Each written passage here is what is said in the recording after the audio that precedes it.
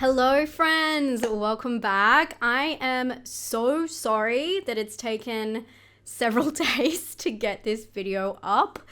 More than several days now. I'm recording this on the 10th of January and I'm hoping to get it up ASAP. Thank you for hanging on there. I'm still getting over a sickness. You guys could hear it back in my last few videos, but I really wanted to get them up in a certain order. So I do really thank everyone who asked where this video is, and for you watching it, thank you that you still care, because this is all the way back in December, but I do promise it is worth it. I watched the most random films this month and TV shows, and I just feel like I need to talk about several of them with you so we can move forward. We can leave 2024 in 2024, but I think it's important to just cover a few of these. Also, in my last video, someone mentioned the Teletubby behind me. This is Dipsy. I got them in Japan, and I do want to give a quick shout out to my Patreon. Thank you guys over there for supporting me. This video today is not sponsored, but it's the Patreon that keeps the YouTube going, supports the YouTube, and allows me to create content. But I mention them as well because I did a haul recently, a very casual, very chatty haul of everything I bought in Japan, and you'll know Dipsy from there. I got Dipsy from a claw machine, but I'm very excited for this year. So let's wrap up 2024 and get into it. Let's start with TV today because I did watch a bunch of random TV shows that I think we should talk about. Sorry, probably totally random if you weren't on my community tab and you didn't know I went to Japan during December. I had a lot of pre-scheduled content that went up, and that's where I got the cold that I'm still recovering from. But because I was traveling, I was with my husband who does not like horror movies, so I watched a bunch of random stuff by myself and with him on different planes, traveling, and honestly in the bath. Every night I had a bath and chilled out and watched something, and that is why this month is so random. But starting at the start, I finally watched the newer season of The Circle, the US Circle. I feel like I fell off halfway through last season with The Circle, but I'm finally back and I got really into the recent season. I don't know if I was just really focused on it because I was finally relaxing, but I enjoyed it. If you kind of fell off with The Circle wherever, I would recommend getting back on with the newest season. But always, if you don't know, The Circle started as a UK show and nothing can beat the original UK seasons, especially the first season. There are things that happen in that show I've never seen duplicated on any other reality show, and that is why it took off and is doing so well in other countries. But I really recommend, if you want to check out something, checking out the UK Circle. And I finally watched The Perfect Couple, which I was dying to watch for so long. This is a Netflix series. It's a whodunit mystery murder about a bunch of people who get together. It's like an affluent family. They get together in their estate for a wedding, and it's a murder. Someone shows up dead and everyone has a motive. Everyone's lying about something and you kind of have to figure out what's going on. This really got me. I can't say too much, but I will say the performances are so fun, especially from Nicole Kidman, and Dakota Fanning is in this and she is so funny. But there was a lot of new faces I hadn't seen before, and one of the characters is going to be in that new horror movie I talked about in my most anticipated drop, so it was really exciting to kind of learn her style beforehand. I don't know, it just got me excited for the year coming up, but I think it was a really good whodunit. It's kind of cheesy, kind of soapy. It's a fun one to discuss with other people. If you have a roommate, a friend, family member, or a partner that you want to watch something with, I think this is a really fun one because we were guessing until the final part of this. It did get me until the final episode what was going to happen. I would say that it maybe could be an episode shorter. I do feel like they mislead you at one point. I don't want to say too much about where or what, but it got me in the end and that's all that mattered. So I thought it was well worth a watch, and it's just so funny. If you haven't seen memes about it, they have this dance sequence at the start when they have the opening titles, and it has no relevance at all to the show, and it's just wacky, fun, goofy. I'm so late on it, but I'm so glad I finally watched it. The other TV show I watched was The Madness, which a lot of people were talking about throughout November and December. This is a crime, I would say it's like a crime thriller drama, and it's about a man who witnesses a horrific piece of evidence, let's say, and this conspiracy that unravels around him. Again, this one could have been one episode shorter because it kind of trails off. It's a really exciting, start, but I didn't really know where it was going, and when it kind of ended, it didn't feel fully satisfying, but it is a fun journey if you like crime drama. I still recommend checking it out. It's not that long, it's a mini series. And I also started Black Doves. I told you I watched so many random things, even though I was away. Black Doves is the new Keira Knightley crime thriller drama again, and this one, she is a spy. I haven't gotten all the way to the end. I kind of stopped. I want to get back into it, but it's a conspiracy type situation where not really a whodunit, but she is trying to get to the bottom of a murder. And she is a spy who has a normal life, or like a cover life. I think the last thing I watched her in was Silent Night, which is definitely more of a scary thriller or dark drama, so I like seeing her again. Okay, movies. It seems like a crime to have to go back to December, but I watched a lot trying to get stuff in before I left. Our Little Secret. Oh my God, I nearly forgot about this. This was the Christmas movie, the Lindsay Lohan, the new one. A very strange story. I didn't really see where this was gonna go, but I honestly didn't think it was that bad. It's about her and an ex who somehow end up under the same roof many years later when they are dating two different people who are connected. They decide to keep it as a secret that they used to date. Doesn't make any sense, but if you go into it with that mind frame, it's fine. It was kind of silly and fun, and I didn't take it too seriously. I thought it was kind of self-aware. Sometimes I don't know if things are being self-aware or if they're actually just very simple. But, you know, sometimes you don't need to know the difference. That's none of my business. I watched A Family Affair. Oh my gosh. I put this on after watching that, actually. I think I was working on an edit and I was like, okay, I'm just going to chuck this on. I just had to, you know, do some images. So I was kind of like working on two monitors. And of course, this has Nicole Kidman. And so I was keen to watch it. It has Zac Efron. There has to be some kind of list out there for movies where Zac Efron and Nicole Kidman are together. This is a very movie. And I was not expecting that. I thought there was going to be more storyline, but honestly, this is just like a little bit of a drool film, which is like, I guess the PG way, PG for YouTube way of saying. I didn't like this film. I didn't feel like it went anywhere, but basically it is about, God, I'm blanking on her name, Joey King. It has Kathy Bates in it too, which, you know, we love Kathy Bates, but the story is not really giving much. But Joey King is working for Zac Efron, who is an actor. He drums up a relationship with her mum, who is Nicole Kidman, and then, you know, things become sticky. That's it. That's basically the whole thing. Yeah, would not recommend. After this, I rewatched The Stepfather. This is a remake, obviously, of the original film.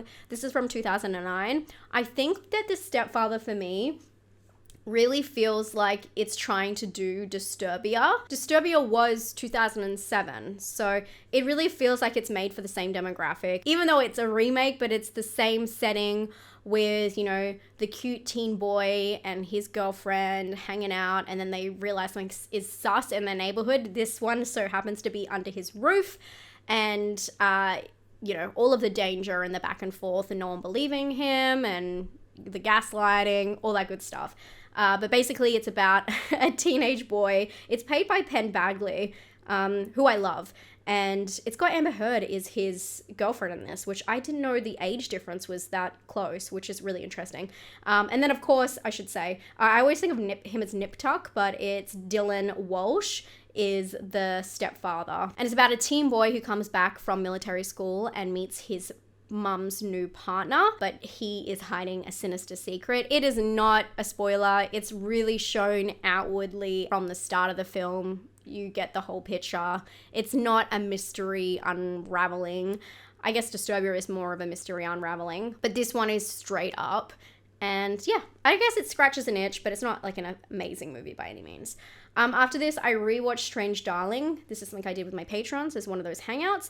And I was really keen to do this because I was working on my top 10 from 2024. And I just wanted to make sure I was placing things in certain ways, I don't know, where I thought they should go. Strange Darling, if you haven't heard me talk about it, it is a twisted story of a one-night stand with a woman and a man who are not who you think they are. And that is basically it. I don't want to say too much more, but I really enjoyed it. And if you haven't heard anything about it, just go in blind. Okay, you don't need to know anything more. It is a fun journey. A lot of people consider it not a horror, but you know, that's all films these days. After this, I watched Mousetrap and Prey. I did this for my bottom films of 2024, which I did a whole tier ranking. I'm so glad you guys liked that video because I really put myself through it. Prey was basically unwatchable. I talk about it in great length in that video. And then of course Mousetrap, which was the take off Mickey Mouse. And they do have another Mickey Mouse horror movie coming out this year in 2025. It has to be better than this one, but I did not enjoy either. The Prey is just the weirdest film that's ever been made. I really think that they made half of it and then tried to wrap it up in the edit. It makes no sense why it's put together, but I talk about it at length in that video, and if you've watched that video, you've probably already heard me talk about it. We don't need to give it any more airtime. But after this, I have to admit something so funny to you guys. I watched this film called Unfrosted. I'm gonna be really honest with you guys.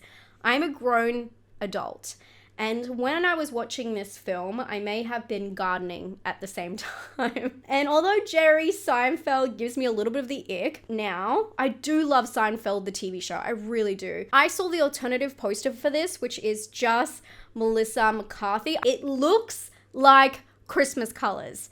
You're gonna have to just stay with me, okay? Just picture this. We're relaxing. I turn on Netflix and I just want to put on something as simple as possible. And I'm going to try and find the poster, but the poster is basically her, very close up shot. This is December. What date is it? December the 5th. I thought this was a new Christmas movie. I just clicked, yeah, let's go. You guys know me. I like to go on blind. It's also called Unfrosted, by the way. So Unfrosted, I just thought Christmas, frost. No, this is set in some alternative universe where basically breakfast foods have personas, and it's the corporate battle where they're trying to create a new breakfast food. Imagine my surprise 1 hour in and nothing about Christmas. But also on top of that, I know Jerry Seinfeld isn't known for besides everything else, I know he's not really known for being a good actor. And I don't know why he fools me so much in most of Seinfeld, although they have a lot of different scenes where they show how much the trained actors really carry him. I've never seen such bad delivery. And I know that I was relaxed, but I was with it, guys, somewhat. His acting in this film is atrocious, and although he has a lot of talent, the cast is pretty good. His Hugh Grant in it, by the way. Although he has a lot of people trying to carry him, it does not work. And it was an experience and a half, and I just had to be really brutally honest with you. I've been on YouTube for 11 years now, guys, and you know what? Sometimes I just gotta share things I haven't before. And that was one. Okay, moving on. I watched Cherry Falls. Again, this is with my patrons. I chose this film because a lot of people haven't seen it and I wanted people to experience it. A lot of mixed opinions on Cherry Falls, which I love. Has Brittany Murphy. It is a very strange teen slasher that was kind of trying to follow the trend of Scream, but it becomes a little bit murky because the storyline involves virginity. It really toys with the boundaries and also the rules when it comes to slashers, that virgins will live. This kind of puts a flip on that. I don't want to go too far into it, but it's definitely like a whodunit slasher, and I very much enjoy it, and I really enjoy seeing people's reactions to it because I feel like you can take it so many different ways and people really pick different things out of it. So it was really fun to watch it as a group. I recommend that for your friends. If you're looking for a horror movie and you haven't seen this one and you're looking for something to watch with a group of friends at a party or whatever, it's a pretty easygoing movie, but it's also got some good discussion points. So check that one out. After that, I watched Will and Harper. I believe this is on Netflix. I know a lot of you guys would have seen this one as well. This is a documentary with Will Ferrell and Harper Steele. They worked together on Saturday Night Live back in the day, and Harper has now transitioned, and it is about Will rediscovering the friendship that he has with Harper and them taking a road trip. I assumed this was going to be a type of documentary from watching the trailer, and it delivered it in a completely different fashion and touched on different talking points than I thought it would. So I was quite pleasantly surprised by some of it, but it is a very heartwarming journey. It's about friendship, really foremost, it's about friendship, and I'm gonna cry. I did cry watching it. I think it's great, and I think everyone should watch it. It's really touching, and it definitely opened up my eyes in a whole different way that I wasn't expecting. So yeah, I just thought it was a great documentary. And if you're thinking about it, I will warn you, it is quite dark. There are some really sad moments, and it's pretty, yeah, but it's so worth it. Man, that's what life's all about. Anyway, I don't want to cry. I watched The Hunger Games. I think I've never seen this, but I could be wrong. I haven't seen it since I got Letterboxd. Anyway, I really don't think I've ever seen The Hunger Games. And I'll tell you what, this is completely opposite of the last film, because The Hunger Games was basically exactly what I thought it would be from seeing all of the clips online and all of the lore and all of the jokes for so long, except it delivered less. And I know that sounds wild, but I have heard a lot of the story from the book is cut out of the movie, and I could see the arc of Jennifer Lawrence's character didn't really come full for me, but it's a beloved movie. I just, oh God, you guys love it. I just felt like there was some deleted scenes for sure. And it went exactly the way I thought it would. But this is a very interesting phenomenon. It was the same when I watched Twilight for the first time. I didn't watch that when it came out. So it was the same thing where you have an overall arching idea of how things come together and whether they surprise you or not. I'm sure there is a classic or nostalgic film that you've never seen, and I challenge you to watch it and tell me if you felt the same, or if there is a time, let me know, where you watched something that people always talked about and was a big part of pop culture. And when you watched it, you were whelmed. Not overwhelmed, not underwhelmed, just whelmed. Can you ever just be whelmed? I think you can in Europe. After that, I watched Carry On. This was a film that a lot of people were talking about during December. This actually made some people's top 10, which I think is cool because it, again, is a satisfying movie. Cast is great as well. I love Jason Bateman. But this is a film about a security officer who works in an airport, and he gets this message, let's say, without spoiling anything, he gets a message that there is something going on today at his station and he has to comply, and if he doesn't, he will be in danger. And if he does, the world will be in danger. It is such a quintessential action kind of Christmas movie. It's set on Christmas Eve night, and I just think it's a satisfying scratch that itch kind of film, but it is a little bit soapy, a little bit dramatic, but I think that's fine. I enjoyed it, and I can see why people loved it. I think people are probably more with me here, where it was just enjoyable. After that, I watched The Interns. Let's talk about films that made me cry. I had never seen this before, and it's Anne Hathaway and Robert De Niro. I love Robert De Niro. In this film, she is a CEO of a online commerce business, and he becomes her intern at 70. Oh my God, I bawled my eyes out watching this film. I told you I watched the most random stuff, but I bawled my eyes out because he is just the sweetest man in this film, and it's about his old knowledge really helping everyone around him, and just oh my gosh, it's so sweet. So it's not so much can you teach an old dog new tricks, but what can he bring to the company? It's a very good film, and it's very surprising. It had some twists in it that I did not see coming, or some moments in it that I was like, whoa, I can't believe it's going there. It's a very good watch. I would recommend it. I didn't expect to bawl my eyes out watching it. And then after that, I watched Noelle. Again, I never seen it. I actually didn't know what this was about. I think I had something going on in December where I just said, let's just press play. And seeing this cover, this photo, I thought it's gonna be like a cute little Christmas movie about two siblings maybe who have to, you know, save Christmas by getting all the presents to their nieces and nephews, or I don't know, something that is realistic. And this film, they are the spawn of Santa. I was going to say Satan. It is that kind of channel, but not now. But they are Santa's children. And when it started and she was introducing herself as Santa's daughter, the way the vibe changed in the room. But I decided, you know what, I'm just going to watch it all the way through. It was around Christmas, and it was a very strange movie. It made me laugh. Basically, it's from her perspective, but her brother has been enlisted to follow through the family lineage and is learning and training to become Santa. And her brother has a little freak out and she tries to get him back and get everything on track for Christmas. It's kind of like Elf in a way that she goes into the real world and it's all about her like discovering, you know, humans and how humans are because she's from the North Pole. So there's like that fun kind of quirky element and just things she says and sayings and all that kind of stuff. So it is kind of kitschy in that way, but I thought it was really fun. And I like Anna Kendrick a lot. I think she's really cool. And I just thought this was just a funny, weird movie. And yeah, I kind of enjoyed it, but it was definitely, it had a lot of puns. Moving on. I told you guys, it gets weird. This month got weird. I watched A Deadly Adoption. So when I was watching the Will and Harper documentary, they mentioned that, Will mentioned that he was in a Lifetime movie with Kristen Wiig. And I thought, I wonder if I can find this. And it is on YouTube for free. And I watched it. And it is a straight up, all earnest Lifetime movie. Delivered completely like you think. And it was a marvel to watch because it is about a surrogate that they have and she's kind of evil. And you guys know I like a little bit of stalker. I like that trash.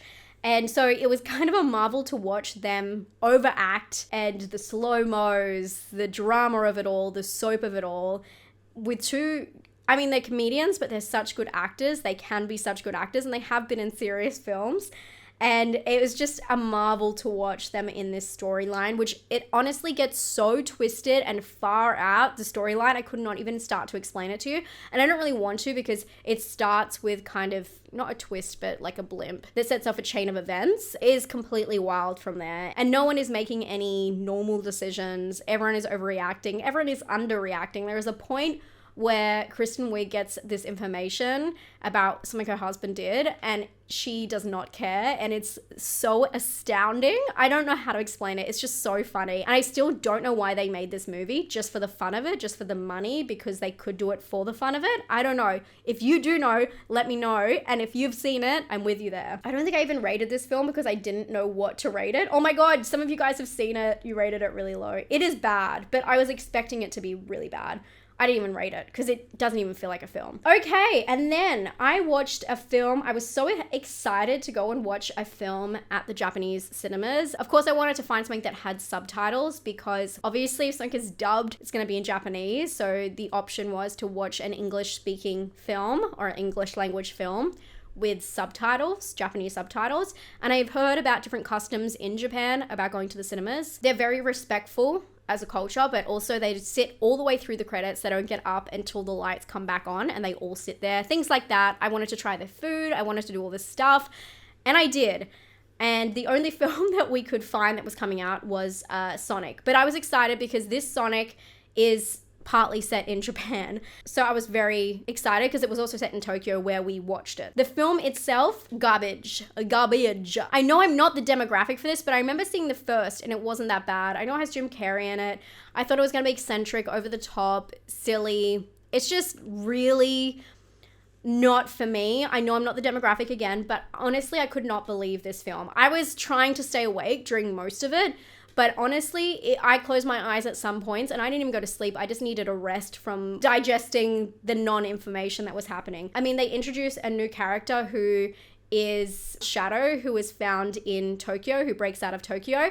The film has like 2 scenes in Japan and they were really advertised. I don't know if it was just advertised like that in Japan because here I can't even see anything about it being set somewhat in Japan. I really thought it was going to be really fun to mix all that together and there were a few lines, but the big problem I had with this film is as they're trying to solve the problems of the film, you know, the arc, the problem solved, all the tent poles, the goals kept moving. So they kept adjusting what the issue was and how they were going to solve it. So every 2 scenes, I swear, they would fix the problem. Okay, we've got to do this. We got to, you know, it's like a game. You've got to start the generator.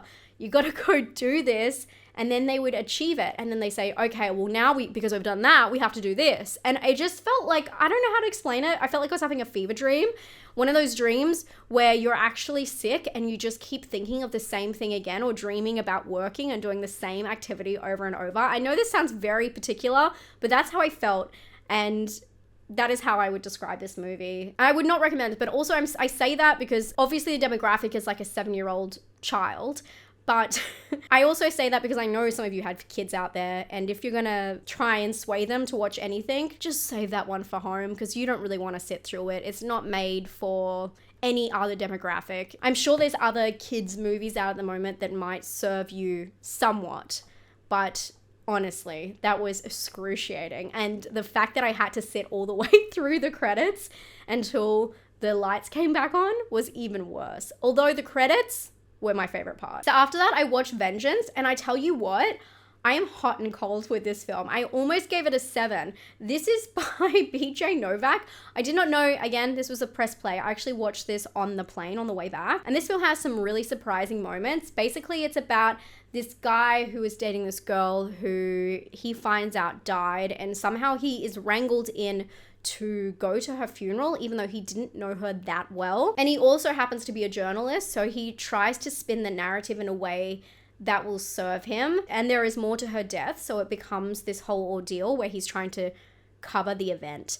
But there's so much more to it that I really don't want to say, but it's a very interesting mystery drama, kind of comedy as well. But who I think it's really aimed at are people who like true crime, because it is a lot about true crime journalism and podcasts and things like that.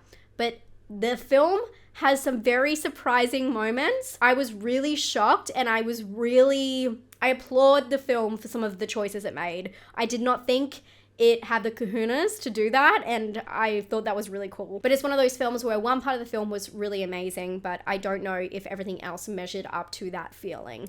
But I think it's definitely worth a watch if you're looking for something a little bit different and you haven't heard of it. It is from 2022. I'd never heard of it, and it was very surprising. After that, I know I've got a lot of 3s this month, guys. I'm very aware. After that, I watched His 3 Daughters, which I know a lot of people put in their top 10. I wanted to love this more. Absolutely adore the cast. It's got Carrie Coon, Natasha Lyonne, Elizabeth Olsen, and it's about 3 daughters who are living in the same headquarters, living in the same house as their father is living his final days. And they are all very different to each other, but they're trying to keep the balance, keep the peace, and go through this traumatic time together. I think the performances were great. There are some really beautiful moments in this film, but I don't know why I have to say but. I just didn't love it as much as everyone else. I do think the performances were great. I don't think I was expecting anything. I turned it on and I just wanted to watch it. I was expecting to be a lot more emotional about this film than I was. I think it was still very solid in what it was trying to say. After that, I watched The Biggest Heist Ever. Oh my God, this is I think it's a Netflix. It's a documentary about these 2 people who stole Bitcoin. And honestly, one of the worst documentaries I've seen. Very interesting story. And I mean, look at this cover. Like, that is intriguing. And they start with such an intriguing hook about how they're just these strange people and not the people you expect to pull off this heist. There's nothing else that really happens in this documentary. You learn what happened, and then they just go over it and over it and over it and over it. And I don't think there's anything past the 10-minute mark that really adds to the story. There's no groundbreaking twists or turns. I feel like they just put everything out on the table and then just retold it several different ways through different interviews.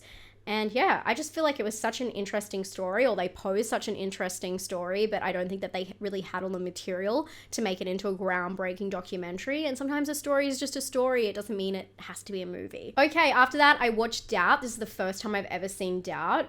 Again, a film I didn't realize what it was going to be about. I like that I went in blind so much in December. It was really fun. This is set in the 60s, and it's about a Catholic school and the nuns in there and their opinions of something that happened, something that goes down in this school, and how they try to approach the situation.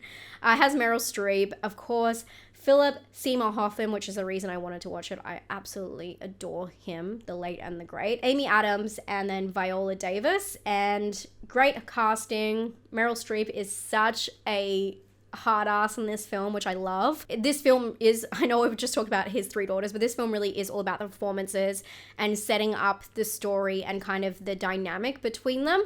And I think it was really interesting. I couldn't see where it was going to go. And it is more of a thought-provoking movie than a huge chunk of meat. You know, there's not a huge journey in it. I really like what it does psychologically to the viewer, and I can understand why.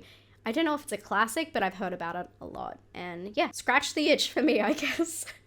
But I just love Philip Seymour Hoffman. Oh my God, what a travesty. Okay, after that I watched Dee Dee. This became one of my favorite watches of 2024. I'm so glad I got it right in the end. I actually got this film and the last one right at the end before I did my top 10 list. And Dee Dee is a beautiful film, an absolutely adorable film that is doused in nostalgia if you grew up with, you know, MySpace, early 2000s, mid 2000s. When is it based? In 2008, but it feels so much younger than that. But in 2008, and it is about a Taiwanese American student or a boy and his relationship with his family and being a kid thrown in the middle of, you know, MSN and MySpace and group dynamics and trying to understand girls. And it's just through his perspective, completely honest, completely raw, and how he sees himself and, you know, what his identity is. It's a coming of age, and it really puts you back in school when obviously he's dealing with different circumstances, but some of the things that happen and how it feels like that's your whole world when you're a child or when you're a teen.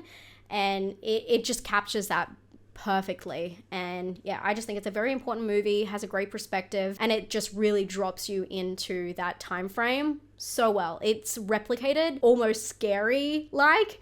The fact that this was made in 2024 feels like a joke. Obviously, it looks like it's made in 2024, the quality, but if you told me this was made like 10 years ago, I would totally believe you, or even 15 years ago. It's incredible what they were able to achieve. I love it, and the performances are outstanding, so highly recommend that one. Definitely. After I watched what people are saying is one of the best films of the year, and okay, I have a lot of thoughts on this film. This is Hundreds of Beavers. I had heard this is a groundbreaking experimental comedy, and I was impressed by a lot of what happened in this film. This is going to be a weird explanation. I wonder how they explain it here. In the 19th century, a drunken Applejack salesman must go from zero to hero and become North America's greatest fur trapper by defeating hundreds of beavers. That's a really good explanation, actually. I don't want to give away too much, but the film is highly experimental and it is focused on slapstick comedy, but it has a really interesting point of difference, the way it builds. And that is the magic of this film. The magic is the build. And it does take a little while to kind of sink into that and be captured by that if you watch it at home. I know a lot of people saw it at the cinema, but I watched it at home. And I know that it would have a different effect going in and being in a crowd and experiencing that. And I totally understand that. And if you could, I recommend doing that if it is available around you. I think that it was genius in the way that it builds and the process of it, and even putting it together and figuring out how to do that in a feature-length timeline. I think it's amazing. I'm so glad it was made. I love when I see something that is completely unique. It kind of reminded me of Mad God, not the storyline, but when you witness something that is completely experimental and you're like, oh my God, this makes so much sense. Why hasn't this been made before? But in saying that, the storyline didn't have me feeling a lot. And I don't think that's a bad thing, you know? That's just me. And I like to take away from films things that I like truly feel, which is why I just didn't rate it higher. But I still think it's absolutely solid. It's a genius piece and it's well worth the watch. I will say if you watch it at home, go into it with the mind frame that it is about the progress of the story. And for me, watching it at first, I'm like, man, this could have been a short. Like, I get what's going on. I get it. But it is in the power of how the film progresses, which makes it so genius. So you just have to stick with it. And I know people probably rolling their eyes thinking, of course you have to stick with it. It's a film and it's so genius. How could you say that? But I'm just giving you the perspective of watching it at home when you have ADHD. But I really liked it. I'm so glad that I stuck with it. That's why recommendations matter. It's so good to know people that know your personal taste and can recommend films to you. But it's also good to know when lots of people love a movie like this, because otherwise I would never have watched this if so many people hadn't told me how much they loved it. I think that's the last film of this month, guys. already I've watched a film every day, oh, except for the first. But I already have a lot of opinions for January. So sorry, a hook. I'm giving you a hook very early in the month. But I really appreciate you guys sticking with me. I'm sorry that this was out a little bit later. I hope you forgive me, and I will talk to you guys very soon. I have a video coming up that is actually very surprising. It's a very surprising continuation of something else I've done recently that I feel the drive to do. So if you like horror and you want to talk about it a lot more, especially about newer films, make sure you're subscribed, and I will see you guys very soon. Don't forget, I have done my top 10 of 2024. I've done my top 10 non-horror of 2024, and I just did my most anticipated films of 2025. Did I get all of the years right? Hopefully. Thank you guys so much for hanging out, and I'll talk to you all very soon. Bye, friends.